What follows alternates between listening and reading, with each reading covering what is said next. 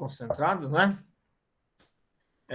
Estamos trabalhando com a ação direta de inconstitucionalidade por ato comissivo, certo? Vimos aí no artigo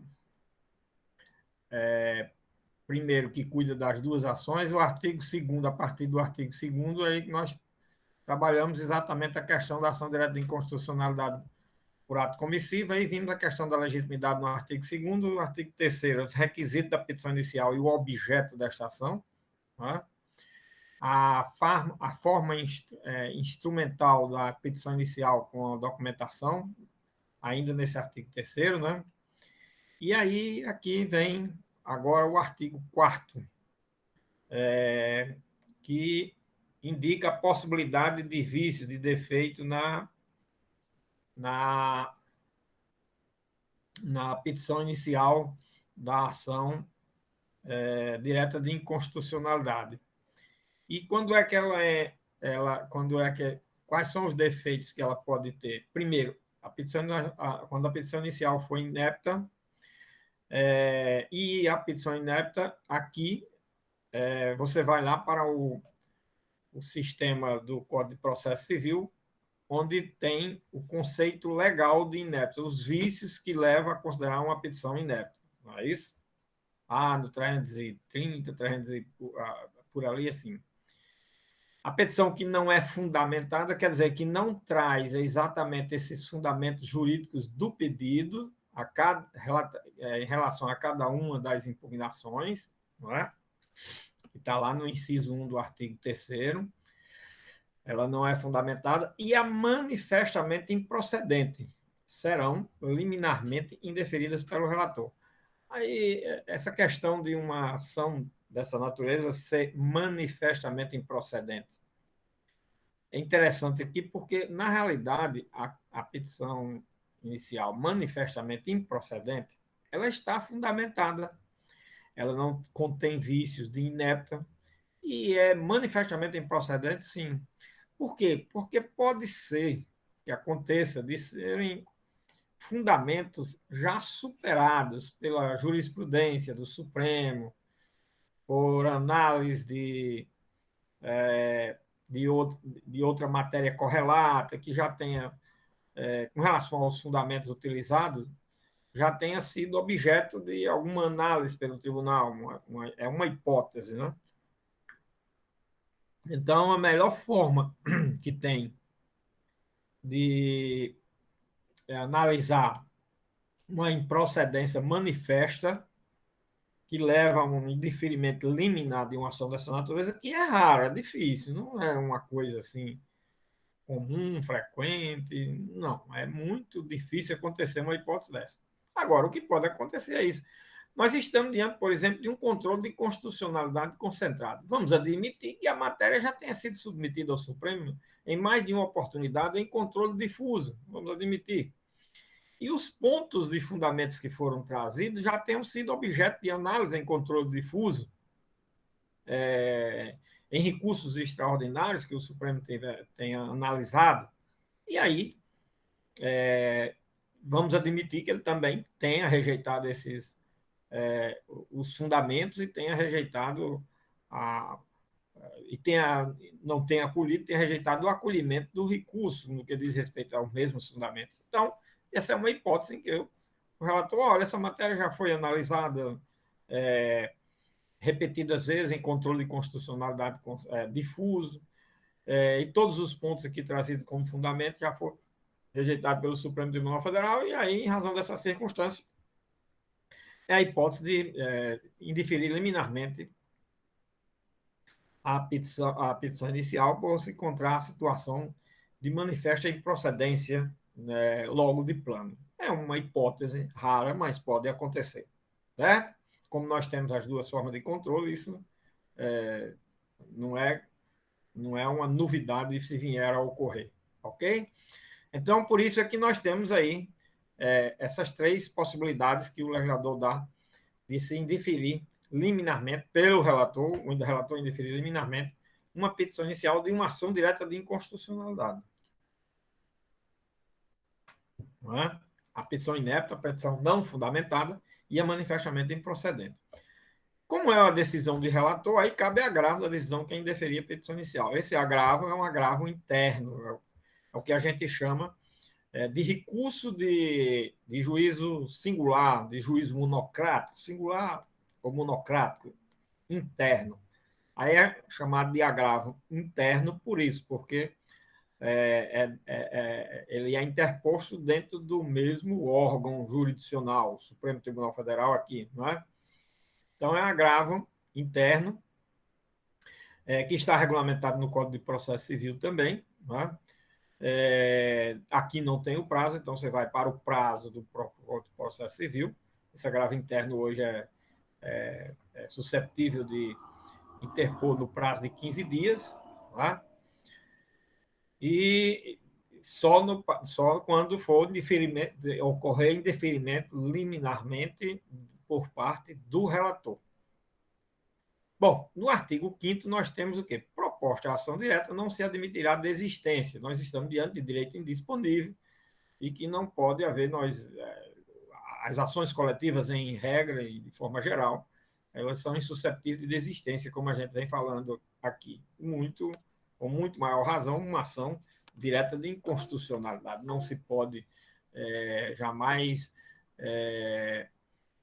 desistir de uma ação dessa natureza. Não cabe desistência dessa ação. Ok? Bom, parágrafo único vetado. E no artigo 6º nós temos o quê? O relator pedirá informações aos órgãos ou às autoridades das quais emanou a lei ou ato normativo impugnado. As informações serão prestadas no prazo de 30 dias contado do recebimento do pedido. Bom, esse artigo 6º, ele é muito interessante, porque ele indica que situações que são bem diferentes de um processo comum. Primeiro, não há citação nesta espécie de ação. O que há? Um pedido de informação. Então, esta espécie de ação, no que diz respeito ao chamamento da parte demandada para integrar a relação jurídico processual, se dá da mesma forma que se dá no, é, no mandado de segurança. No mandado de segurança também não há citação. O que há? Pedido de informação. O que é que há aqui? Também pedido de informação. Esse é um primeiro ponto. Segundo ponto, eu ainda acho ainda mais interessante. Esse pedido de informações é feito a quem? Aos órgãos ou às autoridades das quais emanou a lei ou ato normativo impugnado. Aqui nós temos um detalhe interessante, que é a questão do sujeito passivo dessa demanda. Olha, nós trabalhamos já o sujeito ativo, lá no artigo 2º, né? E aqui no artigo 6º vem a questão do sujeito passivo. Quem é o sujeito passivo? É a entidade ou o órgão? Olha, em toda ação contra o poder público, a regra é ser contra a entidade de direito público. Onde é que essa regra é quebrada? Essa regra é quebrada no mandado de segurança, porque quem é notificado? A autoridade coatora. Quem é a autoridade coatora? O órgão público. A autoridade, olha, das quais, lá eu poderia dizer assim, a autoridade da qual emanou o ato coator, no mandado de segurança. Né? Aqui, o relator pedirá informações aos órgãos ou autoridades das quais emanou a lei. Então, nós vimos o quê? Qual é o objeto dessa ação? Tem que se trazer a declaração de Constituição, a lei, o ato normativo impugnado. Um detalhe aqui é explicar o que é ato normativo. Não é? Ato normativo, minha gente, são sempre atos em regra, de colegiados, oriundos de colegiado. Né? São decisões de colegiado, em regra. Mas pode existir um ato normativo também monocrático, uma portaria, um provimento, um decreto que não é uma lei. Né? Esses são atos normativos, às vezes são atos regulamentares. Os atos regulamentares, muitas das vezes, se imputa de ilegais, porque quando ele é regulamentador de uma lei, por exemplo, a eles se imputam sempre ilegalidades. Né? Mas, eventualmente, pode-se pedir a declaração de inconstitucionalidade do ato regulamentar, uma vez violando, se ele vier a violar a Constituição. Porque muitas das vezes ele pode violar a Constituição e a lei, muitas das vezes pode violar só a lei, muitas das vezes, quando ele viola a Constituição, possivelmente viola a Constituição e a lei. Mas, quem sabe, ninguém. As situações concretas é que vão ditar muito. Agora, portarias, provimentos, decretos, esses são ou decisões de colegiados, como decisões de tribunais que regulamentam a matéria em relação administrativa, processo, em julgamentos administrativos, que regulamentam uma matéria concedendo ou retirando direitos de determinados membros, pessoas que compõem aquele órgão colegiado, por exemplo, um tribunal conceder um direito a todos os servidores ou a todos um tribunal ao juiz, desembargadores, regulamenta a matéria ou concede o direito, é um ato normativo que suscetível de impugnação. Então, esse, esse, esse conceito é importante para a gente ter ideia do que está trabalhando. Claro que aqui eu vou explicando cada coisa, porque nas outras, aí na frente, com relação às outras ações, e na própria lei 9882, quando a gente for trabalhar, tem muitas coisas repetidas, e eu só vou falando. Isso aqui já foi falado, e não vou mais explicar uma segunda vez, né?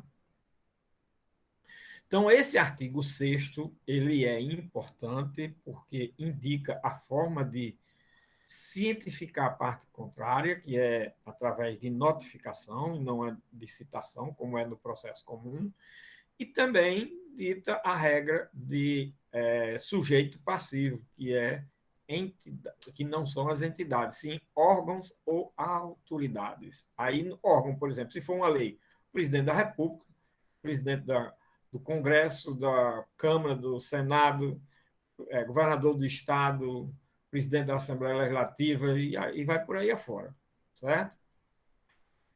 Muito bem, então espero que esse artigo 6º se tenha uma compreensão completa e veja-se que é bem diferente quanto à peculiaridade em relação a esta lei e em relação ao Instituto da Ação Direta de Inconstitucionalidade. O artigo 7º diz o seguinte: não se admitirá a intervenção de terceiros no processo de ação direta de inconstitucionalidade. Aquelas figuras de intervenção de terceiros que estão no Código de Processo Civil, elas, em regra, a regra aqui que está ditada pelo artigo 7º caput, é de não poder ser utilizadas essas figuras nesta espécie de ação. Então, não se aplica o capítulo do Código de Processo Civil concernente às figuras de intervenção de terceiro. Vamos ver aqui o parágrafo 2º. Agora, o parágrafo 2º diz o seguinte: o relator, considerando a relevância da matéria e a representatividade dos postulantes, poderá, por despacho irrecorrível, admitir, observado o prazo fixado no parágrafo anterior, que ficou sem esse prazo aí, porque o parágrafo foi vetado, a manifestação de outros órgãos ou entidades. Olha, o que de que esse parágrafo 2º está tratando? Esse parágrafo 2º está tratando da figura do amicus curiae para uns, amicis curiae para outros, certo? Amicis, amicus, a pronúncia eu já escutei das duas formas. Amicis e amicus, amicus curiae e amicis curiae. Quem for aí bom em latim, que me diga qual é a forma mais correta, tá certo? Professor, eu acho que é porque um é singular e o outro é plural. Amicus seria singular e amici é plural. Mas eu posso estar enganada também, né?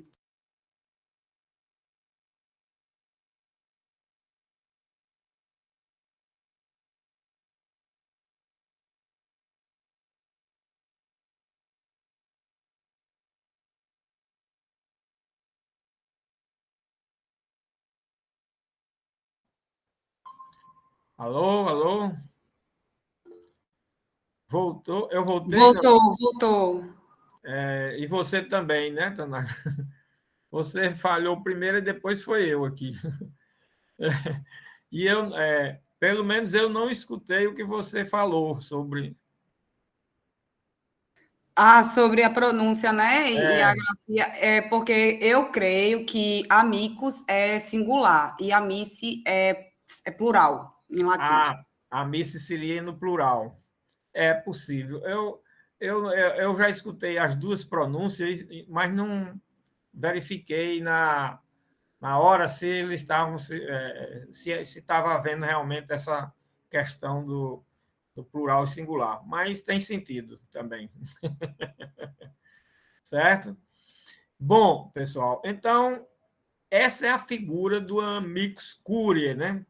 Pois bem, e que o legislador está autorizando.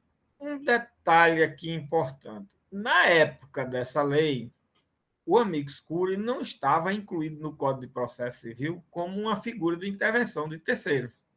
Olha aí como é interessante e como o texto legal deixa a gente, às vezes, numa moscazinha na sopa que vai estragar totalmente, né? Principalmente nos concursos. Se vier uma pergunta, é, é verdadeira, absolutamente verdadeira, a hipótese de não existir amicus curiae na ação direta de inconstitucionalidade, aí você vai e joga o artigo 7 lá e diz, com certeza absoluta. Acontece que, depois do novo Código de Processo Civil, essa pergunta já não é mais objetiva, é, porque já não é mais verdadeira totalmente, porque a figura do amicus curiae passou a ser exatamente uma das figuras de intervenção do terceiro. E é aquela velha história que eu venho batendo muito aqui, de que a lei pode mudar sem que haja mudança nenhuma na sua redação. Por quê? Porque hoje o princípio não é da legalidade. Ah, olha aí, já veio aí. O amixes é um plural de amix, ok, muito bom. É, é, a lei, hoje o princípio não é da legalidade estrita da lei, invocar-se a lei só. O princípio o princípio é da ordem jurídica, do direito vigente, tá vendo? Então, são essas coisas que a gente precisa ter cuidado e precisa conhecer tudo, certo? E a visão sistêmica da ordem jurídica, isso é imprescindível para o operador do direito. Sem essa visão, bom, a gente tem, logicamente, a justiça que se tem aí. Essa que é a realidade. Não é? E os juízes que se tem aí, julgando todo dia as coisas mais absurdas. É absurdo todo dia. Exatamente por desconhecer essas situações, mas em casos e situações que a gente pode se deparar no dia a dia. Certo? Muito bem. Aí vem depois o artigo 8º. Decorrido o prazo das informações, serão ouvidos sucessivamente o advogado-geral da União e o procurador-geral da República, que deverão manifestar-se, cada qual no prazo de 15 dias. Aqui nós temos o quê? Nesses artigos 7, vamos ver aqui, artigo 7 e 8, nós temos aquela fase. Primeiro, a questão das informações, aí o processo, pelo artigo 6º, o processo se formou, né? Nós temos o quê? Pretensão e defesa, vamos admitir aqui, certo?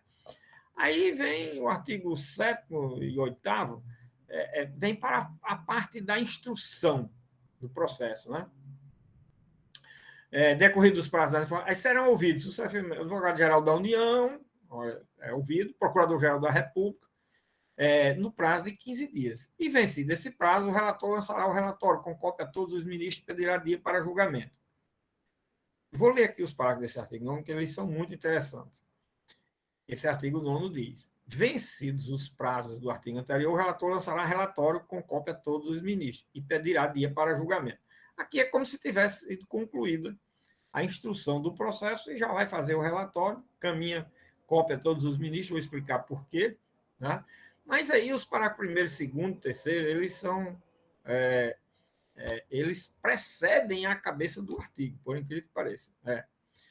Parágrafo 1º. Em caso de necessidade de esclarecimento de matéria ou circunstância de fato ou de notória insuficiência das informações existentes nos autos, poderá o relator requisitar informações adicionais, designar perito ou comissão de peritos para que emita parecer sobre a questão, ou fixar data para, em audiência pública, ouvir depoimentos de pessoas com experiência e autoridade na matéria. Parágrafo 1º. Parágrafo 2º. O relator poderá ainda solicitar informações aos tribunais superiores, aos tribunais federais, aos tribunais estaduais, acerca da aplicação da norma impugnada no âmbito de sua jurisdição.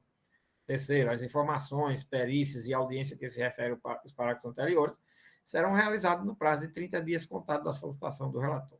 Bom, na realidade, esses 3 parágrafos, eles precedem ao que está dito na cabeça do artigo 9º. Agora, por que o legislador não trabalhou primeiro com a fase de instrução? Porque, na realidade, esse artigo cuida da instrução do processo, né? Antes de chegar à fase de fazer o relatório. É pelo seguinte, é que essas hipóteses são raras, elas não ocorrem assim em todo o processo, é frequente, não. Elas são hipóteses que eventualmente podem ocorrer. Então, o legislador não quis impor um rito obrigatório de uma instrução. Ele diz, olha, prestado ingressou com ação, prestou informações, ouviu-se o advogado-geral da União e o procurador-geral da República, acabou-se, o processo se encerra aí. Esse é o normal, certo? Agora, mas se for uma declaração de inconstitucionalidade que envolva uma matéria de mérito dentro dessa lei, de alta complexidade, de questões científicas, aí é como disse assim, aí, antes do relatório, é importante que se realize a audiência pública, se for o caso de perícia, determinar uma perícia, se for o caso de ouvir especialistas, também é importante que se ouça esses especialistas. Então, na realidade, os parágrafos estão dizendo, olha, nessa espécie de ação é possível também uma instrução processual. Não é o comum, não é o normal, e, afinal de contas, nós estamos trabalhando com a situação de inconstitucionalidade abstrata. É diferente de uma declaração de inconstitucionalidade incidental, que eu estou trabalhando no direito subjetivo e eu posso ter que produzir a prova todinha do direito subjetivo para eu poder primeiro mostrar o direito subjetivo para saber se a pessoa está pelo menos dentro daquela situação do direito objetivo e se ele tem ou não um direito subjetivo, para se saber se esse direito subjetivo está sendo violado pela norma, que aí eu vou analisar depois a inconstitucionalidade. Está vendo? Aqui não. Aqui é abstrata a análise. Se é abstrata, como é que pode comportar uma perícia, professor? Como é que pode comportar uma audiência? Pois é, não é o comum. Mas, vamos admitir aí, no tempo que foi julgada a questão das células-tronco, Ave Maria, o negócio das células-tronco é uma coisa complexa, de alta indagação, de alta complexidade. Então, foi preciso ouvir especialistas, fazer audiência pública, mil coisas, para poder se ter uma ideia de saber o que é aquilo. Então, às vezes, o texto da lei trata matérias que são de ordem técnica, científica, e que não estão no alcance do entendimento completo da análise que o juiz vai fazer da interpretação da norma. Então, é preciso ouvir pessoas especialistas, técnicos, expertos sobre a matéria e assim por diante. Certo? Então, é possível instrução e julgamento na audiência num processo de controle de constitucionalidade abstrato? Olha, aí dizendo uma coisa dessa, diz, vixe Maria, no controle. Aí você, quando não tem o domínio da matéria, você diz, não, no controle, se é abstrato, não vai haver essa audiência. Pois é. Aí, o raciocínio lógico é de se negar logo. Né? Mas aí, quando a gente se depara com determinadas situações, pode haver necessidade de imprescindibilidade dessa audiência pública ou de ouvir peritos, especialistas, etc, etc, etc. Ok? Então, esse artigo 8º tem esse objetivo, artigo 8º não, artigo 9º tem esse objetivo, na sua completude. Pronto. Aí, se houver necessidade disso, bom, primeiro se faz a instrução, aí depois é que se faz o relatório. E aí o artigo 9º diz que o relator produzirá o relatório e encaminhará a cada ministro. Aí, professor, que detalhe, o legislador foi se preocupar, porque o relator encaminhar uma cópia desse relatório para cada ministro. É interessante saber o porquê disso nesta lei e para esta ação. Sabe por quê? Porque é o seguinte, em todo julgamento no tribunal, é muito frequente, muito comum, às vezes, o tribunal, vamos dizer, vamos falar um tribunal pequeno, 15 membros, e o Supremo, em termos de quantidade, é pequeno, né? São 11. O tribunal pequeno tem 15 membros. Então, no dia do julgamento, falta um ou dois. E um julgamento começou e não terminou. Quando é na sessão seguinte, aquele julgamento volta. Vamos admitir que aqueles juízes, ministros, desembargadores que não votaram, o presidente abre essa oportunidade deles votarem. O que eles vão dizer? Sempre diz, olha, como eu não vi o relatório, porque também o relatório não é distribuído, o relatório é lido na hora. Tá vendo? Como eu não ouvi o relatório, nem ouvi os debates, nem o voto anterior de alguém aqui, eu me abstenho de votar. E a abstenção é possível nessas circunstâncias. Agora, no Supremo não existe isso, não. Certo? Não existe isso o seguinte: todos os ministros, a não ser que haja um impedimento, suspensão, ou por outra, se alcança os quórum, que nós vamos trabalhar aí depois com a questão dos quórum, se alcança os quórum, sem necessidade do voto de todos os ministros. Às vezes pode ter faltado um ministro, realmente, mas o julgamento se encerra. Por quê? Porque se alcançou o quórum. Vamos dizer que tenha 10 ministros. É uma matéria que o quórum exigido de assentado era de 8 ministros. Então, tinha, primeiro. O quórum de resultado, que é do julgamento, era maioria absoluta, porque no Supremo é interessante. A maioria absoluta e a simples é a mesma coisa, né? Então, era 6, exigia 6-5. Se atingiu 6-4 já uma tese, então não vai precisar do voto do outro. Agora, ficou 5-5, vai precisar do voto do outro. Aí o outro não estava na sentada de julgamento. Aí pode chegar no dia do julgamento e dizer: não, eu não ouvi o relatório e eu me abstenho de votar. Não pode.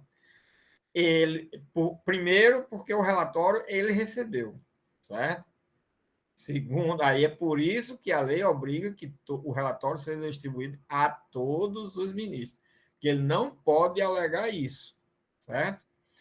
Segundo, mas olha, 10 ministros já votaram, professor, ele não escutou.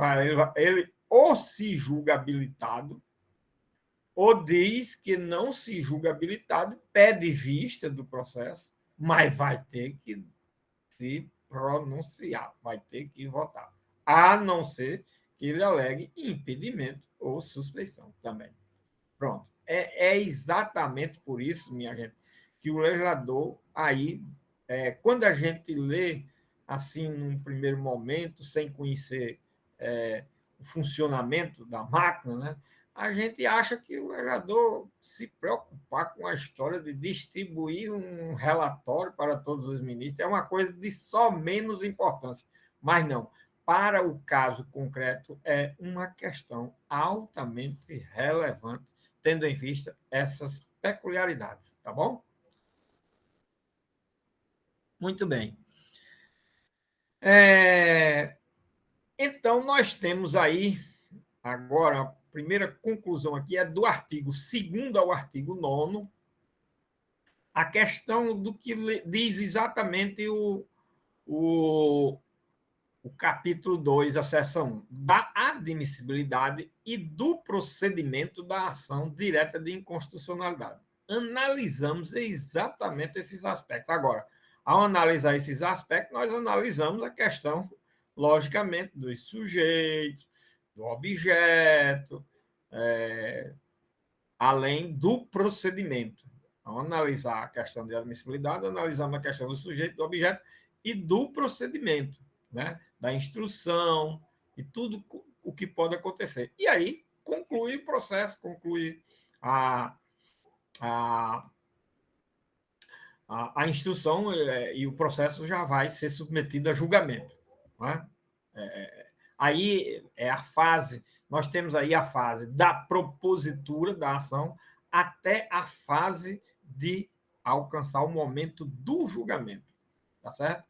Do artigo 2º ao artigo 9º. Agora, vem o artigo 10 é a seção 2, que cuida de quê? Da medida cautelar em ação direta de inconstitucionalidade. Essa lei é de 99, certo? 99, nós já tínhamos a reforma do Código de Processo Civil, que era de tutela, que passou as ações cautelares a ter uma denominação de tutela antecipada. Mas o legislador aí achou por bem trabalhar a terminologia como medida cautelar. Agora, essa medida cautelar já era na forma do Código reformado de 94, né? E era o quê? Era uma medida cautelar dentro do próprio processo, não precisava ajuizar uma demanda. Então, nesse ponto, estava em consonância com a nova sistemática do Código de Processo Civil. Apenas a denominação, o legislador disse: bom, não é uma ação, então eu não vou chamar de ação, lógico. Para chamar de tutela antecipada, vai confundir, dizer que. E aqui tem horas que é para antecipar e outra hora não é. Então vamos chamar de medida cautelar, certo? Que na realidade, de acordo com o código hoje, seria uma, quê? Uma medida provisória. Talvez fosse uma medida provisória, tutela de urgência. Né? Talvez fosse aí medida provisória, uma medida provisória, uma tutela provisória de urgência, na linguagem de hoje, do novo código, tá certo? Então, explicando aí o que é que nós vamos tratar aí. O legislador foi feliz num aspecto, que tratou a matéria aí num capítulo bem definido, dizendo, indicando o que é, etc. Agora, o que é que diz esse artigo 10? Vamos lá. Salvo no período de recesso, a medida cautelar na ação direta será concedida por decisão da maioria absoluta dos membros do tribunal, observado o disposto no artigo 22, após a audiência dos órgãos ou autoridades dos quais emanou a lei ou ato normativo impugnado, que deverão pronunciar-se no prazo de 5 dias. Vamos ler os parágrafos, que aí é importante. Parágrafo 1º. O relator, julgando indispensável ouvir o advogado-geral da União, o procurador-geral da República, no prazo de 3 dias, sobre a medida cautelar aqui. Viu? Cuidado, não é aquele prazo que nós vimos anteriormente da ação, o prazo da ação para ser ouvido, advogado-geral da União, procurador da República, é 15 dias. Aqui é 3 dias. No julgamento do pedido de medida cautelar, será facultada sustentação oral, está dizendo que é possível, né? Aos representantes judiciais do requerente, quer dizer, quem ajuizou a ação, e das autoridades ou órgão responsável, quem responde à ação, olha aí, nós temos aqui sujeito ativo e sujeito passivo, não é isso? Pela expedição do ato, na forma estabelecida no regimento do tribunal. Em caso de excepcional urgência, o tribunal poderá deferir a medida cautelar sem audiência dos órgãos ou das autoridades das quais emanou a lei ou auto normativo impugnado. Vamos analisar esse artigo 10, que é interessante. Esse artigo 10, como eu já falei, ele cuida de conceder a possibilidade de, numa ação direta de inconstitucionalidade por ato comissivo, certo? Eu já estou adiantando que esse é de ato comissivo, porque nós vamos ver o capítulo seguinte, que é de ato omissivo. Então, o primeiro capítulo, a primeira parte é de ato comissivo. Eu estou adiantando por isso. Quando a gente chegar aqui no artigo 12, nós vamos ver que ele vai disciplinar a ação direta de inconstitucionalidade por ato omissivo. Então, a anterior ao artigo 12 é ação direta de inconstitucionalidade por ato comissivo. Certo? Explicar esse detalhe, porque eu às vezes falo isso. Bom, aí aqui diz que, salvo o período de recesso, essa medida cautelar, olha, essa medida cautelar está sendo, esse artigo está enfatizando um aspecto interessante. É que a medida cautelar numa ação direta de inconstitucionalidade não pode ser decidida pelo relator monocraticamente. Estão ouvindo bem direitinho isso daí? Se não estiver ouvindo, olhem o texto da lei, tá certo? E vejam. Depois, quando vocês viram aí na imprensa batendo na tecla de que um relator diferir uma liminar numa ação direta de inconstitucionalidade monocraticamente, e aquele debate, que isso é uma coisa absurda e tal, e se reclamando porque tem essa liminar, está aí. É porque está na lei, dizendo que o relator não pode. O que diz é que a medida cautelar pode ser concedida por decisão da maioria dos membros do tribunal. Estão vendo? Como a medida cautelar tem que ser submetida ao tribunal pleno. Controle de constitucionalidade concentrado. Não é julgado por turmas, é pelo pleno. Olha o detalhe. E aí está dizendo que você tem que, você que eu digo, o relator, tem que submeter a matéria ao pleno e ele decidirá por maioria e ainda diz, respeitado o disposto, observado o disposto no artigo 22, que é também uma questão de quórum de assentada. Nós vamos ver lá na frente isso daí, eu vou fazer a diferença entre quórum de assentada de julgamento e quórum de resultado, que é o quórum do julgamento, certo? São duas coisas distintas. Aqui nós estamos dizendo que o quórum de resultado é a maioria absoluta dos membros, ou seja, 6-5. Tá? Então, a medida liminar já é por aí. Agora, no início diz ressalvado ou salvo o período de recesso. Bom, salvo o período de recesso, aí o que é que o legislador está fazendo? Está facultando ao presidente do tribunal, no período de recesso, eventualmente, poder deferir essa liminar. Então, não pode o relator, mas o presidente do tribunal, num período de recesso, dependendo das circunstâncias, poderá fazê-lo. Ok? Esse detalhe é importante. Certo? Então, não pode o relator, mas o presidente pode. Em toda época, não. Quando estiver no período de recesso. Ok? Salvo o período de recesso, salvo no período de recesso, é tudo isso que eu terminei de falar aí. Tá certo? Bom, aí lá no parágrafo terceiro, eu vou passar para o parágrafo terceiro, que é interessante. Em caso de excepcional urgência, o tribunal poderá deferir a medida sem audiência dos órgãos das autoridades das quais emanou a lei ou ato normativo impugnado. Que é isso?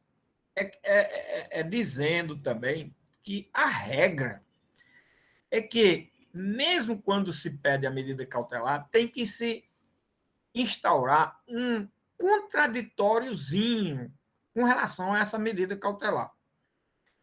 E lá no parágrafo terceiro está dizendo que só em excepcional, diante de excepcional urgência, olha, diante de excepcional, de caso excepcional urgente, em caso de excepcional urgência, o tribunal poderá deferir a medida cautelar sem a audiência dos órgãos das autoridades, ou seja, sem ouvir a parte contrária. A história da concessão da medida cautelar inaudita altera parte.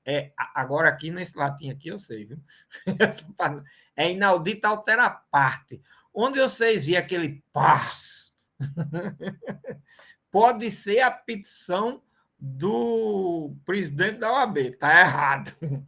Esse daí eu sei porque eu tinha um amigo que sabia muito latim, e ele foi juiz, ele já faleceu, foi ao prestar uma homenagem a ele, o grande Francisco das Chagas Pereira, que foi presidente do Tribunal do Trabalho, a figura excepcional, não só humana, como jurista, e era um sábio em português, porque ele na universidade não ensinou direito, ele ensinava no departamento de letras, tudo. Ele era especialista em letras e latim. E ele tinha tanta tanta raiva dessa história das petições ter inaudito alterar paz, que ele dizia, eu tenho um artigo sobre isso, no dia que me derem espaço eu publico. E aí eu digo para vocês, se vocês quiserem, pode fazer uma consulta. A revista do Tribunal Regional do Trabalho, de número 1, a revista do Tribunal Regional do Trabalho, da 21ª região, que é daqui do Rio Grande do Norte, a de número 1 tem esse trabalho. Escrito por ele, explicando por A mais B por que é que não é inaudita altera pars, e sim inaudita altera parte. E aí, uma vez eu estava em Portugal e lá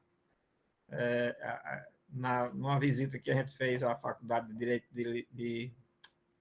como é? Agora sim, Lisboa não, só vem Lisboa agora, a outra famosa. Como é? Diga aí, minha gente. A famosa Faculdade de Direito lá de Portugal. Coimbra?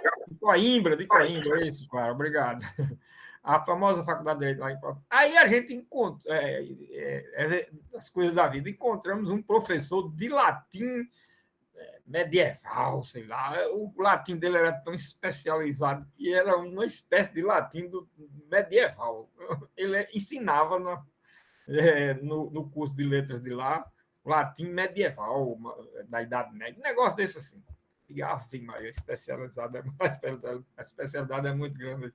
Mas ele era uma figura, começou a bater papo com a gente e tal. Aí a gente terminou indo almoçar e tudo, e eu fiquei perto dele assim, aí fui puxando, aí puxei esse assunto da história.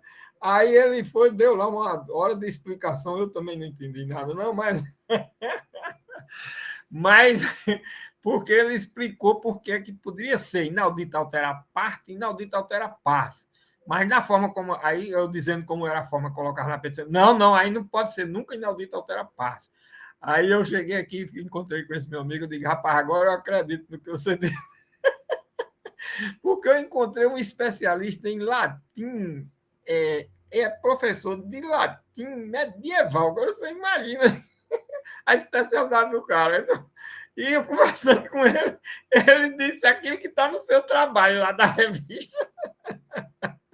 Agora eu chancelo o seu trabalho.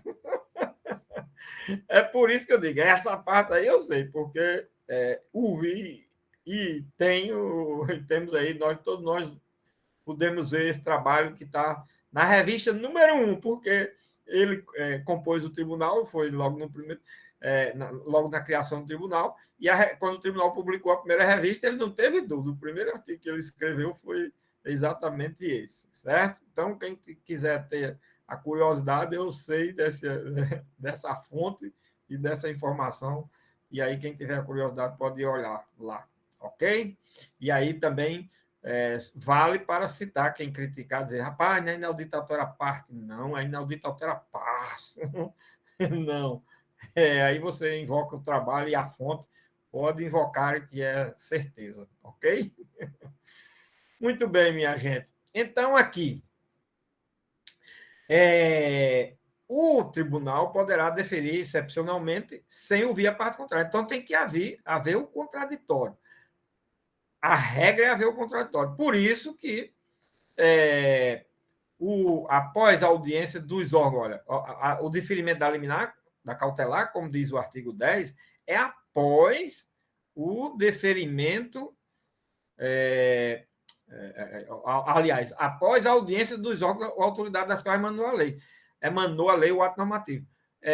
que deverão pronunciar-se no prazo de 5 dias. Olha, sobre a liminar, os órgãos, certo? Ou as autoridades têm que se pronunciar sobre a liminar em 5 dias. E depois, no parágrafo primeiro, tem o advogado-geral da União, o procurador da República, em 3 dias. Tá certo? Em 3 dias, cada um, certo? Então, aí está mostrando que a regra qual é? A regra é que não pode haver a concessão da medida liminar também inaudita altera parte. A regra, certo? Só, aí o parágrafo terceiro diz, só em caso excepcional, certo? Então, são esses dados logo que a gente tem que ter aí em vista. E o parágrafo segundo apenas dá uma questão procedimental que facultar a possibilidade de sustentação oral numa liminar em ação direta de inconstitucionalidade. Providência altamente salutar, porque não é uma ação qualquer, porque essa medida cautelar ela visa aí, nós vamos ver aqui, em regra, suspender os efeitos, né, da lei. Vamos ver aqui. O artigo 11, né? Concedida a medida cautelar, o Supremo fará publicar em sessão especial Diário Oficial da União e do Diário da Justiça da União a parte dispositiva da decisão, no prazo de 10 dias, devendo solicitar as informações à autoridade da qual tiver emanado o ato, observando-se no que couber o procedimento estabelecido na seção 1 deste capítulo. A medida cautelar, vou ler aqui os parágrafos também para a gente ver. A medida cautelar dotada de eficácia contra todos, será concedida com efeito ex nunc, salvo se o tribunal entender que deva conceder-lhe eficácia retroativa. A concessão da medida cautelar torna aplicável a legislação anterior a caso existente, salvo expressa manifestação em sentido contrário. Bom, esse artigo 11 ele contém também uma série de informações que é muito importante se esclarecer. Por que publicar no Diário Oficial da Justiça, da União? Tal? Sim, porque nós estamos diante de uma situação pelo o enunciado dos dispositivos, de suspensão dos efeitos da lei. Né? Quando diz que, se por acaso existir lei anterior que trata da matéria, mas ela deve ser diferente da nova. A nova tratou a matéria de outra maneira, né? Possivelmente. Quando existe lei, o que é que disse o legislador? O legislador diz que a lei anterior pode ser aplicada no espaço de tempo em que a medida cautelar esteja eficaz, esteja, vamos chamar assim, em vigor. Eu não queria chamar de vigor, esteja em eficácia. Significando dizer que a medida cautelar tem em vista suspender a eficácia da norma. Certo? Dos dispositivos, ou da lei, ou do ato normativo impugnado, ou dos dispositivos da lei impugnado. Certo? Aí diz, se por acaso existem normas anteriores sobre o assunto, porque às vezes uma lei disciplina a matéria modificando uma coisa que já existe, né? Em outras vezes, não, ela está realmente regulamentando uma matéria que até então não tinha sido regulamentada por lei, certo? Não tinha sido tratada por lei. Então, por isso é que a medida cautelar tem o fim de suspender a eficácia da norma.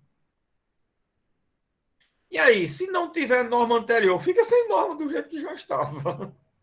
Se tiver norma anterior, aí há o que a gente chama repristinação da norma, né? Repristinação, se lembra de repristinação lá em Introdução ao Direito? Olha aí. Introdução ao Direito, eu me lembro ainda, tá vendo? Lá em Introdução ao Direito, já achei o máximo, né? Quando o professor explicou o que era repristinação, pense numa coisa fantástica que eu achei. Pois bem, aí o que nós temos aí, é um Instituto da Repristinação. Então,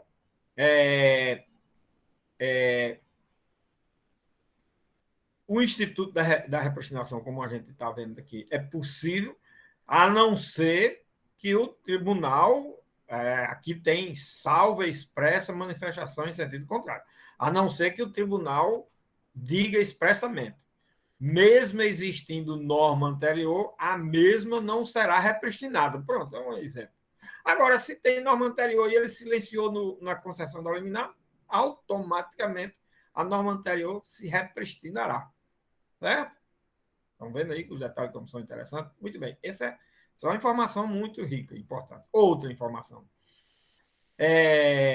Sim, como eu falei, a história de publicação nos diários oficiais. Por quê? Porque é uma lei que está sendo suspensa a sua eficácia, é preciso que seja publicado no Diário Oficial. Não pode ser uma decisão do tribunal por si só, mesmo que tenha sido ao vivo na TV Justiça, mas não é possível. E é preciso que haja a formalidade da publicação. Aqui é interessante, nós vamos ver quando a lei também é declarada inconstitucional. Que é a mesma coisa de quando uma lei é editada. Qual é o último ato da lei? Não é? A promulgação da lei. Qual é a última fase da promulgação da lei? A publicação. Não é? Aprovação pelo Congresso, sanção e publicação. Enquanto não publica, a lei não existe. Não é? Publicada a lei, aí nós vamos saber ainda o que ela diz. Se entra em vigor na data de sua publicação, que, aliás, eu acho uma expressão também errada, porque eu acho que, na realidade, ali é eficácia, e aí é preciso ler teoria da norma jurídica de Bobbio, ou teoria do ordenamento jurídico de Bobbio, onde ele tem, hoje, a obra dele está... Antes eram 2 livros, teoria da norma jurídica e teoria do ordenamento jurídico. Depois, eu fiquei danado que eu comprei os 2 livros, quando foi tempos depois, veio um livro com as 2 coisas. Eu digo, aí é danado. Aí comprei o outro também. Tive que comprar o outro. Teoria do ordenamento jurídico. E teoria da norma e do ordenamento jurídico, de Bobbio, certo? Esse livro explica bem direitinho o que é eficácia, vigência, tudo explicando, e aí a gente chega a essa conclusão que a norma pode ser vigente e não eficaz, certo? E a publicação, e pode coincidir a publicação com a eficácia e vigência, e ter vigência em uma data com a publicação e eficácia em outra, e assim por diante. Então, nós vamos encontrar isso lá em Bobbio. Quem não tiver a teoria, o livro todos dois, mas tiver a teoria da norma jurídica, vai encontrar essa explicação bem direitinho. Bom, a outra informação é com relação à eficácia contra todos. Então, é lógico que aqui nós temos aquilo que nós chamamos até agora no processo comum de efeito erga omnes da sentença após o trânsito em julgado. Tem isso lá no artigo 103 do Código do Consumidor. Aqui é diferente. Aqui, como é uma medida cautelar, o efeito erga omnes, a partir de quando? Aí, com relação ao momento, que aqui são os efeitos da decisão. Os efeitos da decisão, eles se dão, minha gente, quanto ao tempo, quanto aos sujeitos e quanto ao objeto. Eu vou falar esse assunto agora, e na medida que a gente for lendo essa lei até o final, nós vamos ver exatamente todas essas situações, tá certo? Então, quanto aos destinatários, nós sabemos que o efeito é contra ou em favor de todos, certo? Erga omnes, certo? Agora, quanto ao tempo,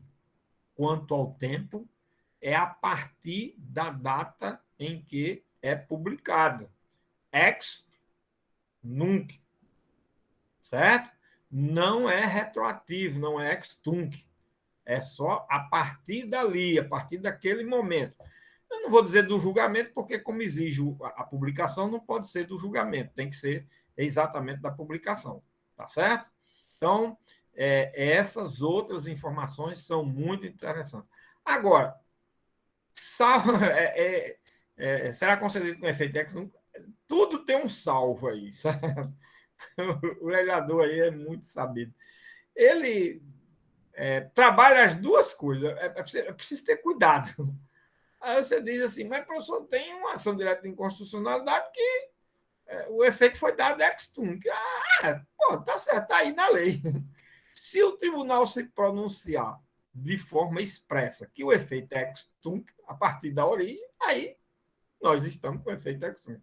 Agora, se o tribunal não se pronunciar, silenciar, o efeito ex nunc, efeito quanto ao tempo. Tá certo? Efeito quanto ao tempo. Então, nós temos aí já, nesse dispositivo, a visão de efeito quanto ao tempo e quanto aos destinatários. Tá bom?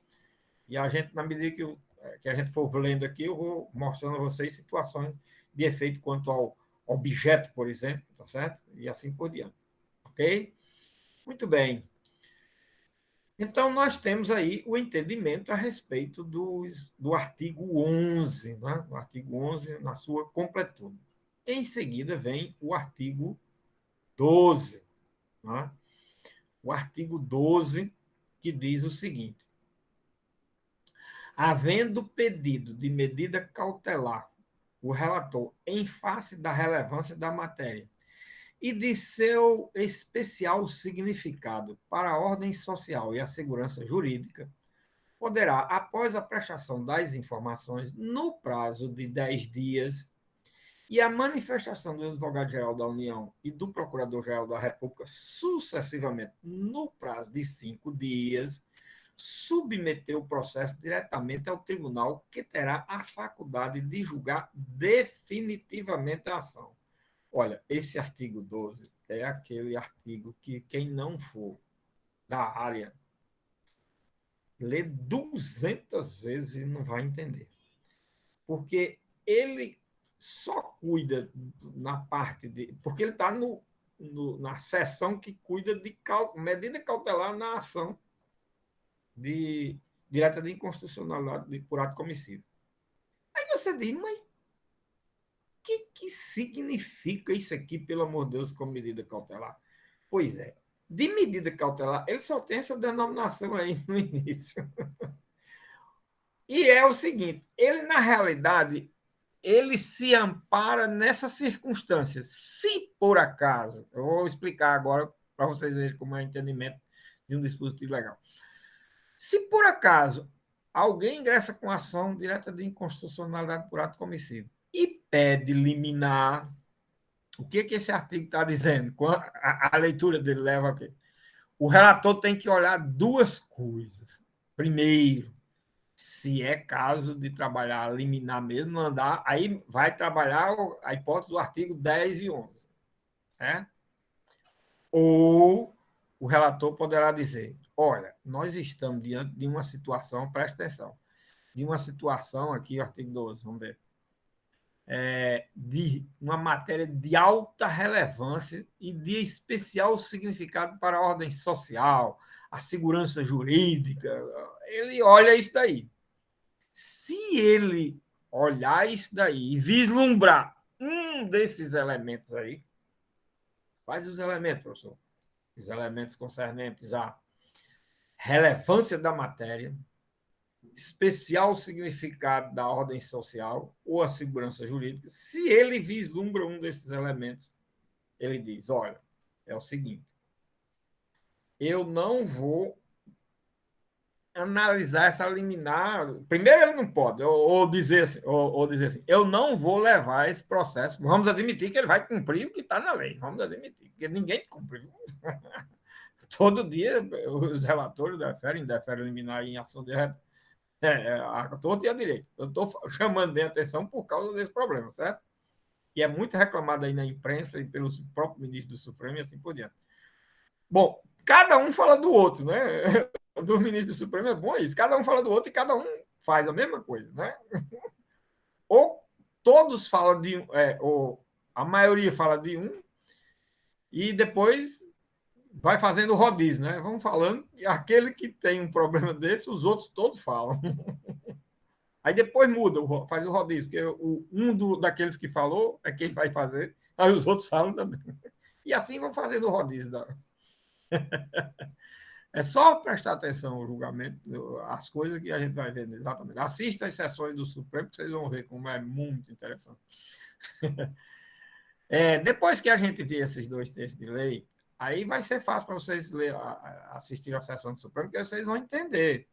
E aí a linguagem lá é muito pesada. Por quê? Porque é preciso ter o domínio dessas leis. Olha aí. Aqui agora a explicação. Olha, então você veja, o relator, ao receber uma petição inicial de uma ação direta de inconstitucionalidade, tem um pedido de liminar ou de medida cautelar, vamos chamar assim. Então, eu levo a medida cautelar para o tribunal ou eu estou vislumbrando um desses requisitos, relevância da matéria, segurança jurídica, autossignificação social, estou vislumbrando uma dessa situação, então eu vou trabalhar aqui com o artigo 12. E o que é o artigo 12? Não vou levar a medida cautelar para ser analisada pela Corte. E o que você vai fazer? Eu já vou, desde logo, pedir o quê? As informações. Só que eu vou pedir essas informações que elas sejam prestadas no prazo de 10 dias. Olha que as informações normais, lá no artigo, quanto aqui? Artigo 5º, 6º, deixa eu ver aqui, para a gente dizer direitinho. No artigo 6º. As informações são no prazo de 30 dias, mas ele aqui está dizendo, mas o artigo aqui está dizendo que pede as informações no prazo de 10 dias só. Então, diminui dos 30, diminui 20 dias, diminui 2/3 do tempo das informações. Certo? E, em seguida, ouvirá o advogado-geral da União e o procurador-geral da República no prazo de quanto? De 5 dias, cada um. Diminui quanto?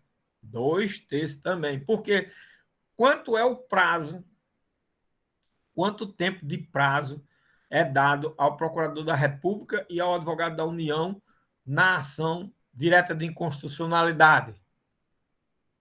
15 dias. E no artigo 12, 5 dias.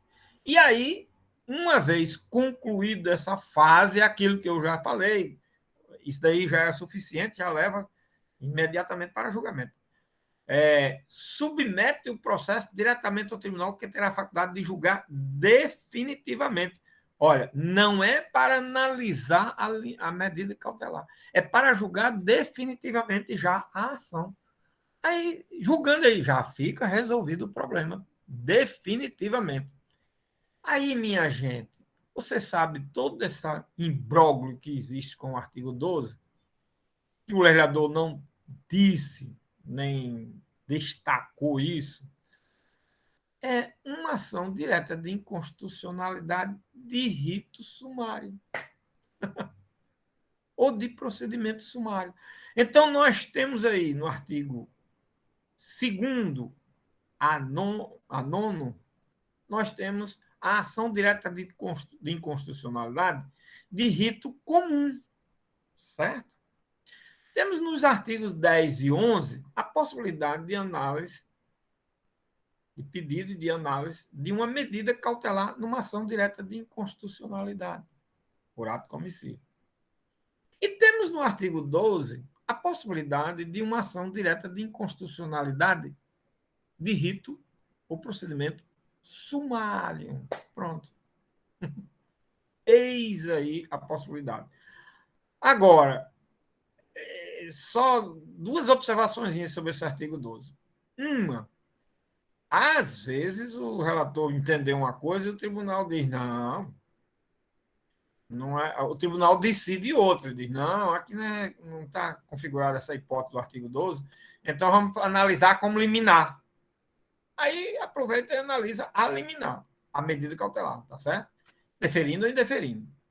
Ok? Outra vez, ou outras vezes, o tribunal, o relator entende que não é caso do artigo 12. Aí submete a matéria ao pleno, de acordo com a lei aí, né?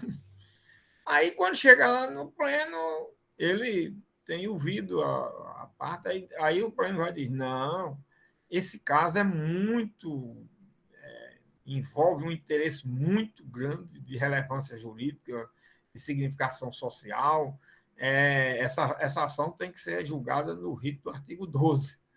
Aí, aí vão e converte o julgamento em rito sumário, aí vão dar os prazos do rito sumário, certo? Para que o relator depois traga julgamento já para ser definitivo. Então, pode acontecer as duas coisas. Isso acontece em razão dessa expressãozinha que tem aqui na lei. Olha, o prazo de 5 dias submeter o processo diretamente ao tribunal, que terá a faculdade de julgar definitivamente a ação. Olha, que terá a faculdade. A faculdade é, se ele resolver julgar assim. Se ele não resolver, ele julga de outra forma. Do rito ordinário ou do rito sumário. Entenderam? Uma expressãozinha dessa adquire um significado todo especial e muda até o rito de uma ação. Estão vendo aí o detalhe? Muito bem. Então, do artigo 2º ao artigo 12, nós temos matérias concernentes à ação direta de inconstitucionalidade por ato comissivo ordinário ou comum, medida cautelar na ação direta de inconstitucionalidade por ato comissivo, ou a ação direta de inconstitucionalidade de rito especial, no artigo 12. Certo? Então, temos tudo isso aí. Sobre a ação direta de inconstitucionalidade e tudo que a gente viu aí, fiz questão de explicar todos os detalhes de significado de expressões, tudo. Nós vamos repetir muita coisa agora em diante, tá certo? As coisas repetitivas nós vamos, logicamente, dispensar comentários, né? E o que for de inovação, aí nós vamos ter, logicamente, que nos debruçar bastante, porque é na inovação que vai vir a diferença. Ou são nas inovações que virão as diferenças, tá certo? E aí nós temos o quê? O artigo chamado de 12A. Esse artigo 12A ele está encimado pelo capítulo 2A. Capítulo 2A, incluído pela lei número 12.063 de 2009. Olha, isso foi em 2009. A lei, essa lei que nós estamos estudando, que é a lei 9868, né? 9868, ela é de 99. Essa modificação aqui desse capítulo 2A, essa inclusão do capítulo 2A, é de 2009, 10 anos depois. Que cuida o quê? Da ação direta de inconstitucionalidade por omissão. Estão vendo aí? Por isso que eu falei anteriormente que nós estávamos trabalhando com ação direta de inconstitucionalidade por ato comissivo, porque na sessão seguinte nós íamos ter uma ação direta de inconstitucionalidade por omissão. Tá certo? Aí nós temos o segundo instrumento de controle de constitucionalidade concentrado, regulamentado por esta lei, que veio em 2009. Certo? E o que diz? Aqui a matéria é importante, essa matéria seção 1, da admissibilidade do procedimento, da admissibilidade do procedimento, nós vamos ver que vai repetir muita coisa. Podem propor ação direta por omissão, podem propor ação direta por omissão os legitimados à propositura da ação direta de inconstitucionalidade e da ação declaratória de constitucionalidade. Ou seja, os legitimados são os mesmos, certo? Da ação anterior. E já indica também já para a próxima, certo? Esse é o 12A. Então, não tenho que comentar aqui, já falamos de cada um das 12A. Agora, 12B, aliás.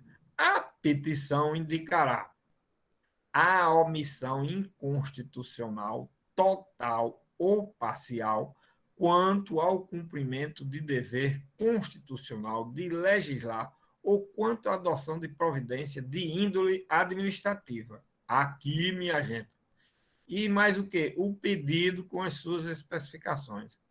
E o parágrafo único, a petição inicial, acompanhada de instrumento de procuração, se for o caso, será apresentada em 2 vias, devendo conter cópias dos documentos necessários para comprovar a alegação de omissão. Bom, esse artigo 12b, aí ele precisa ser analisado. Por quê? Porque ele cuida do objeto desta ação. E é o objeto, é a parte do objeto da ação, como é o objeto de qualquer instrumento processual ou de direito, que identifica a natureza jurídica do Instituto. Sem se entender o objeto aqui, nós não vamos saber por que é uma ação direta de inconstitucionalidade por omissão. Entenderam aí o detalhe da importância da análise desse artigo? E a análise desse artigo ela vem sob aquelas 2 perspectivas que nós vimos com relação ao artigo 3º. Qual foi a perspectiva lá? Requisitos da petição inicial e a causa de pedir nesta ação, que é, na realidade, o quê? O objeto desta ação. Do mesmo jeito daquilo que eu falei com relação ao artigo 3º, nesse aspecto aí. Certo? É aqui o artigo 12b. E o que ele diz? Vamos lá. Vamos repetir, que é muito importante. A petição indicará a omissão inconstitucional, total ou parcial, quanto ao cumprimento de dever constitucional de legislar ou quanto à adoção de providência de índole administrativa. Repare essa expressão. Indicará a omissão inconstitucional. Ora, o que é uma omissão inconstitucional, professor? Esse aqui é o detalhe. Primeiro, vamos ver aqui o detalhe. Omissão inconstitucional é algo que está precisando de regulamentação, está previsto como um direito, uma garantia, um direito reconhecido pela própria Constituição, pelo próprio texto constitucional, mas não foi regulamentado. E aí ele não está podendo ser exercido porque ele precisa de requisitos, de demonstração de determinados requisitos, pressupostos, condições, especificidade, os efeitos, aquela coisa toda. Não está regulamentado. Se está previsto na Constituição, não está regulamentado, tem uma omissão. Essa omissão é o quê? Ela é inconstitucional. Olha o que o legislador fez. Erigiu a categoria de vício, de defeito, o ato omissivo, da forma como existe o vício ou defeito, de um ato comissivo. E aí, o constituinte, está na Constituição, viu, minha gente? O constituinte trata o ato comissivo viciado, inválido, que é aquele ato que afronta, que fere a Constituição Federal, ele foi realizado, foi praticado, mas fere, afronta a Constituição Federal, tá certo? Em igualdade ou simetria com o ato omissivo no que diz respeito a não ter realizado a prática do ato comissivo. Trata da mesma forma. Da mesma forma, por quê, professor? Porque os dois são susceptíveis de ser interposta uma ação direta de inconstitucionalidade. Vocês estão vendo aí que coisa interessante? Não é? Olha, isso, minha gente, é muito importante, porque antes da Constituição de 88, o ato omissivo não era tratado com a mesma simetria, com a mesma garantia, com a mesma visão que se tinha do ato comissivo. O ato comissivo, você realizou um ato, ele é ilegal, é abusivo, é viciado, aí vamos corrigir. Agora, um ato omissivo é omissivo. O que é que eu posso fazer? Espero que um dia corrija essa omissão. A Constituinte disse, não, o ato omissivo, ele é tão viciado e é tão grave quanto o ato comissivo viciado. Entender aí?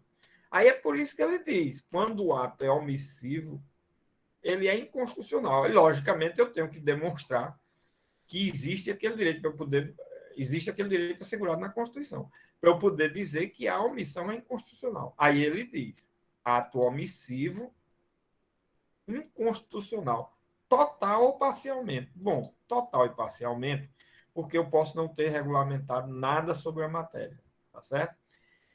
E parcial, professor? Parcial porque pode ter havido alguma regulamentação de forma parcial. Por quê? Porque isso é possível de acontecer. Numa lei tal, aquele direito ele está previsto, não com a completude que deveria ser, mas ele está previsto que pode ser buscado tal, mas não está bem completamente regulamentado, certo?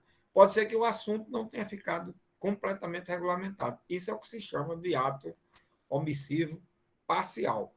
Agora, uma lei, uma matéria precisa de uma lei regulamentar. Veio editada uma lei específica sobre aquele assunto, ele está totalmente regulamentado, tá certo? Agora, às vezes, o que a gente vê aí na imprensa dizendo que principalmente em medidas provisórias, vem sempre o tal do, como é, minha Nossa Senhora, aquela história de botar um assunto estranho na medida provisória, aí se diz que tem um jabuti, a história do jabuti. O jabuti não sobe em árvore, aquela coisa. Às vezes, as medidas provisórias, tá certo? Elas incluem lá um dispositivo de uma coisa. O que é isso? Isso é possível de acontecer, professor? Pois é. A gente tem o legislador, aquilo que eu já falei a vocês, o legislador e o intérprete, como aquilo perfeito, né? O legislador não comete um erro, jamais. O legislador sabe de tudo. O legislador é onisciente, o legislador é onipresente, o legislador tem uma sapiência completa de tudo. Um legislador, ele aperta o botão ali do sim, do não, sabe nem o que está aprovando. Foi olha, aí tem também um dito aí popular que diz o seguinte: se as pessoas soubessem como era feito uma salsicha e uma lei, nem se comia a salsicha, nem ninguém cumpria nenhuma lei. Pois é.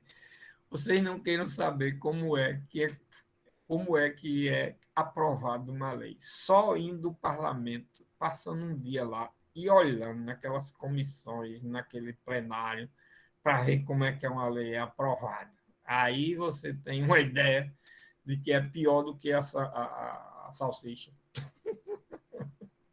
Não queiram saber. É um Deus nos acuda. Tem um filme americano, que eu não me lembro o nome, mas é muito interessante. É um filme, que às vezes fica passando, está repetido aí na televisão, em que um parlamentar é eleito, é uma pessoa absolutamente irresponsável, ele é eleito por uma circunstância e termina até quase sendo presidente dos Estados Unidos. Essas coisas do filme americano, né? E ele, como parlamentar, ele e isso é numa discussão sobre um produto nos Estados Unidos que ofende muitas pessoas. E ele, no dia que ele chega para votar no Congresso, essa cena é inesquecível. Ele chega para votar no Congresso, ele vem todo cantando, folgadão. Aí, que é que tá? Aí muita gente em cadeira de rodas, né, exatamente em razão desse produto. E a indústria, com um lobby muito forte, não quer que seja modificado. E muita gente em cadeira de roda, exatamente porque sofreram, também fazendo lobby lá, porque sofreram as consequências desse problema. E aí ele chega para votar, não sabe de nada. Aí também, olha, quem aprova sim, quem não aprova não. Aí ele dando o dedo lá, não sabe, não escutou nada, só escutou isso. Quem aprova sim, quem não aprova não. Aí ele apertou aí uma pessoa daquelas que estavam na cadeira de roda, viu quando ele chegou sem saber de nada, apertou, parece que lá no não era para provar, era assim. Aí deu assim, uma lição de moral, aí o filme se desenrola tudo a partir daí, e há toda uma consequência. E o filme é bom porque ele mostra que em todo o país do mundo é daquele jeito que se aprova. Se você for no Congresso daqui, não é diferente nem um milímetro. Já fui várias vezes, participei de votação de lei aqui no Congresso. Ave Maria, não quero saber como é, não. Agora é no mundo inteiro assim, porque você não tem como dar conta de um parlamento. Você veja uma Câmara daquela, 513 deputados. 513 cabeças diferentes. Interesses. Eu não vou dizer que tem 513 interesses diferentes, mas tem pelo menos uns 100 interesses diferentes.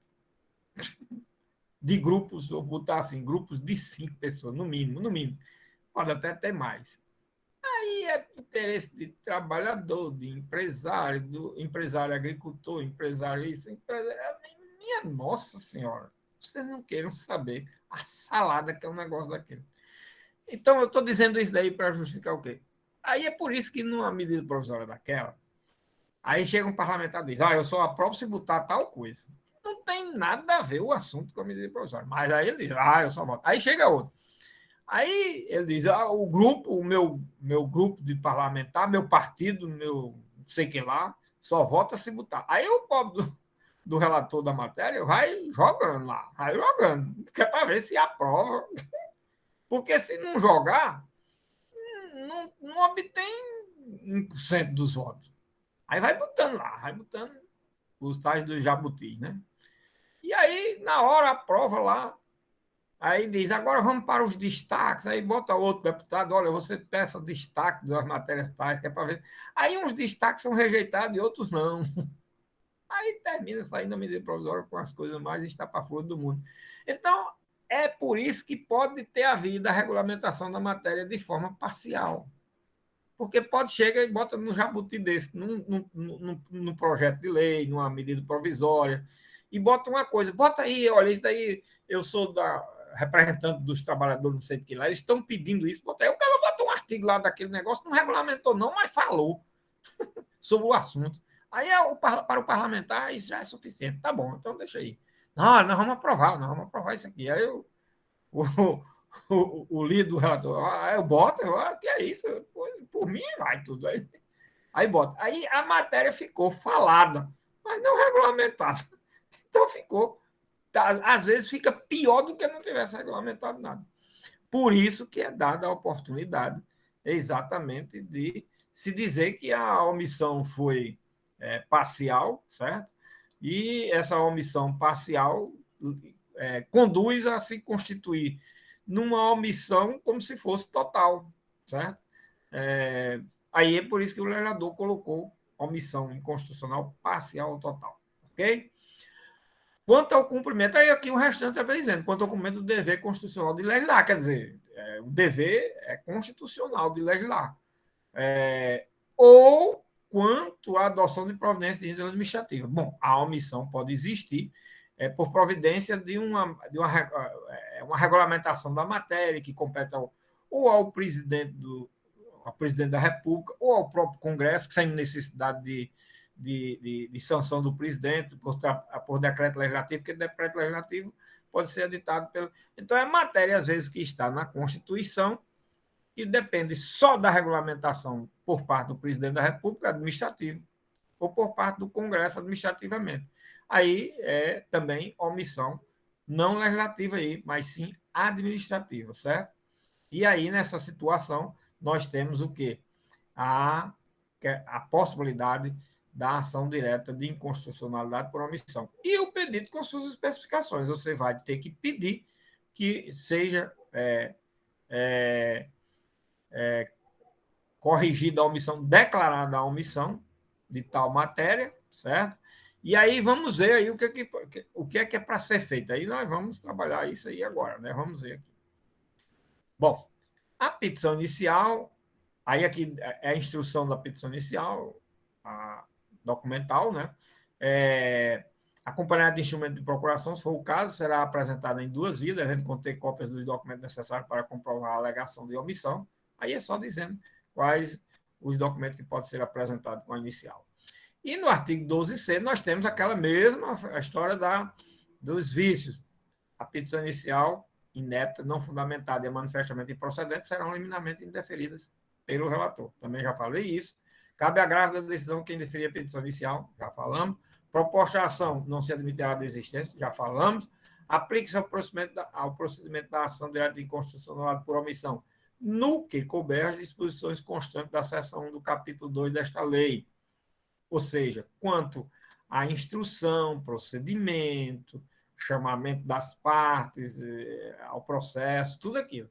12 aplica-se ao procedimento da ação, no que couber as disposições constantes da seção 1 do capítulo 2 desta lei. Agora, os demais, parágrafo 1º desse artigo, os demais titulares referidos no artigo 2º desta lei poderão manifestar-se por escrito sobre objeto da ação e pedir a juntada de documentos reputados úteis para o exame da matéria no prazo das informações, bem como apresentar memoriais. Aqui está dizendo que um daqueles legitimados do artigo 2º pode ajuizar a ação e qualquer outro, certo? Poderá se manifestar, integrar a ação ali como litisconsorte. É o que está prevendo esse parágrafo 1º, a questão do litisconsorte. E o relator poderá solicitar a manifestação do advogado-geral da União, que deverá ser encaminhado no prazo de 15 dias, o advogado-geral da União, tá certo? E o procurador da República também por 15 dias. Então, nós temos aí também a presença do procurador da República, do advogado-geral da União, e no prazo de 15 dias. Aí, em seguida, vem o artigo 12F, que cuida da medida cautelar em ação direta de inconstitucionalidade por omissão. E o que é que pode acontecer aí numa medida cautelar dessa natureza? Aí nós temos o quê?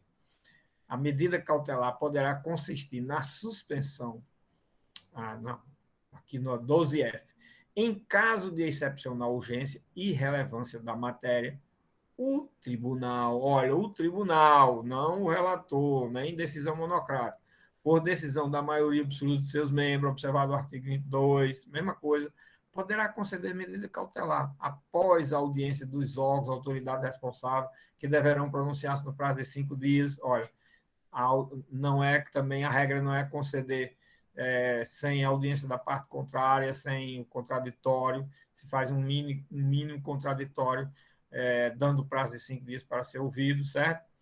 E no parágrafo 1º, a medida cautelar consistirá em quê? A medida cautelar poderá consistir na suspensão da aplicação da lei ou do ato normativo no caso de omissão parcial. Aquilo que eu falei. Às vezes, a omissão parcial ela pode ter ficado pior do que se não tivesse regulamentado nada, né? Então, nesse caso, é melhor suspender isso daí, porque está atrapalhando mais do que ajudando. Pronto. É uma providência. Quando a matéria está regulamentada parcialmente, né? Agora, outra finalidade. Bem como na suspensão de processos judiciais ou de procedimentos administrativos, ou ainda em outra providência a ser fixada pelo tribunal. Bom, neste caso aqui, é o seguinte: a matéria não foi regulamentada, mas as pessoas podem ter ido ao judiciário, querendo que o judiciário supra, conceda aquele direito, está previsto na Constituição. As pessoas vão aventurar, né? E às vezes também requerer administrativamente. Olha, está previsto na Constituição, não foi regulamentado até agora, mas isso eu tenho direito, eu quero. As pessoas fazem isso. E como fazem, né? Então, o que o legislador aí faz? Diz que processo administrativo que existe nesse sentido, ou alguma ação judicial, elas ficam o quê? Suspensas. A liminar é para suspender o andamento. Por quê? Porque vamos esperar o resultado do que o Supremo vai dizer, porque o Supremo, quando fala, vai fazer com relação a todos, para que não haja negação do direito ou concessão do direito e o Supremo venha decidir de forma diferente, ou pela negação ou pela concessão, certo? Então, essa suspensão dos processos administrativo ou judicial é em razão dessa possibilidade que pode existir, certo? E no parágrafo 2º, se o relator julgar indispensável, ouvirá o Procurador-Geral da República no prazo de 3 dias, sob a medida cautelar, né? E aqui também, no parágrafo 3º, a história de ser facultada a sustentação oral, a mesma coisa que está lá, também com relação à medida cautelar da ação direta de inconstitucionalidade por ato comissivo, certo? E concedida a medida cautelar no 12G, né? O Supremo fará publicar, é aquela mesma história também. Publicar no Diário Oficial da União, da Justiça, a parte dispositiva da decisão, prazo de 10 dias, devendo solicitar as informações à autoridade ou ao órgão responsável pela omissão inconstitucional, observando-se do que couber o procedimento estabelecido na seção 1 do capítulo 2 desta lei, mandando repetir a mesma coisa, tá certo? Agora, essa ação, ela tem uma peculiaridade tão grande que ela manda o quê? Ela cuida, aliás, da decisão na ação direta de inconstitucionalidade por omissão. Então, nós terminamos aí com relação a cautelar da ação direta de inconstitucionalidade por omissão, mas ela tem uma seção 3 só da decisão sobre, vamos chamar assim, os efeitos da decisão numa ação direta de inconstitucionalidade por omissão. Porque, declarou a omissão inconstitucional. Ótimo, perfeito. E agora? Que providências vão ser tomadas? Esse é o detalhe com relação a esse artigo 12H. Tá certo? E diz ele, declarada a inconstitucionalidade por omissão, com observância do disposto no artigo 22, que é a questão do quórum, certo? Será dada ciência ao poder competente para a adoção das providências necessárias. Então, o que é que disse o legislador? Aliás, o legislador aqui, ele repete o que está na Constituição. Declarada a inconstitucionalidade da omissão, manda que o órgão encarregado de regulamentar tome as providências necessárias. Pronto. Só isso. Olha aí. Em caso de omissão imputável a órgão administrativo, deverão ser adotados no prazo de 30 dias ou em prazo razoável a ser estipulado excepcionalmente pelo tribunal, tendo em vista as circunstâncias específicas do caso e o interesse público envolvido. Com relação ao ato administrativo, já é diferente. Dá um prazo e dizendo que nesse prazo terá que determinar as medidas excepcionais que deverem que exigir o caso concreto. E no parágrafo 2º, aplica-se a decisão da ação direta de inconstitucionalidade por omissão, no que couber o disposto no capítulo 4 desta lei. O capítulo 4, que é o capítulo referente à decisão na ação direta de inconstitucionalidade e na ação declaratória. É um capítulo que é aplicado às duas ações no que diz respeito às decisões dessas ações. Manda aplicar lá. Bom, resumo da obra com relação ao artigo 12H. O artigo 12H, que repete, na realidade, uma repetição, foi acrescido, mas é uma repetição do que está na Constituição. Isso aqui está na Constituição. E a Constituição diz que essa ação declaratória de inconstitucionalidade ela tem a finalidade só de reconhecer a inconstitucionalidade e, se for lei, encaminhar, o Supremo encaminha o expediente para o Congresso Nacional, as duas casas legislativas, para que eles tomem as providências necessárias. O que é tomar a providência necessária? Regulamentar. Se for administrativo, tem 30 dias. Se não cumprir, aí vai ser cumprido na forma de uma obrigação de fazer ou não fazer. Esse aqui é o detalhe. Quando é do ato administrativo, é de uma forma. Quando a regulamentação é do ato legislativo, é de outra. Aí você pergunta o seguinte, professor, isso na prática tem funcionado? Não. Funcionou, nem funciona nada. Por quê? O Supremo, nos raros casos que tem declarado, porque como não está tendo sucesso, então ninguém está, quase poucas ações dessas foram ajuizadas. Em relação a outras ações, enquanto nós temos milhares de ações diretas de inconstitucionalidade por ato comissivo, nós temos algumas por ato omissivo. Essa é a diferença. Mas por quê? Porque não leva a nada. E por que o Constituinte fez isso e o legislador também? É porque é o seguinte, esse instituto não existia antes da Constituição. Aí, o que mais existia, ele existe no sistema europeu, é o seguinte, o sistema europeu, eles não... alguns países não têm controle de constitucionalidade, como é na França, por exemplo.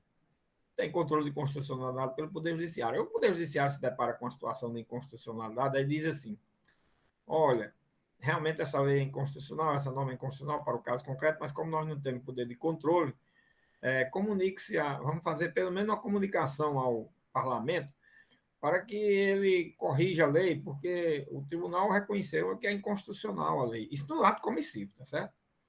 Numa lei que está em vigor. E lá, o parlamento de lá, nossa, tem o maior respeito a essa comunicação. Aí, imediatamente, providencia. É por isso que eles até hoje não precisam de controle de constitucionalidade pelo Poder Judiciário. Agora, no Brasil, como é? O Brasil é fantástico. O Brasil foi preciso botar na Constituição, e aí, quando o parlamento recebe, ele diz, essa porcaria, aí pega, rasga e bota no lixo, nunca mais olha aquilo. A diferença é essa. Supremo Tribunal Federal e todo mundo, vocês aí também, querendo meter a colher aqui no que é do legislativo. O que é que se fala hoje na imprensa, nesses grupos de imbecis do mundo inteiro? O Supremo só vive metendo a colher onde não deve, cuida de parte de legislação, cuida disso, daquilo. Mas algumas coisas, minha gente, o Supremo tem razão. Está na lei, está na Constituição. Eu vou falar bem mais ainda sobre isso, tá certo?